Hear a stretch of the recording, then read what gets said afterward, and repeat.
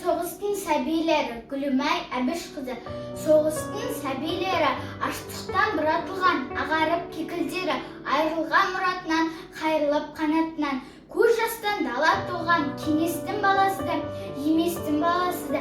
Қанына түн шыққанда, өксіген үн шыққанда, немістің қорлығы да, тағдырдың зорлығы да, өшіріп шырақтарын, қуратқан құрақтарын, гүл сөнген алаптарым, бүрсіндеп қарақтарым, егіліп шарасыздан, дірілдеп даласыздан, теңсіліп зар еледі, үміттер әр үйдегі.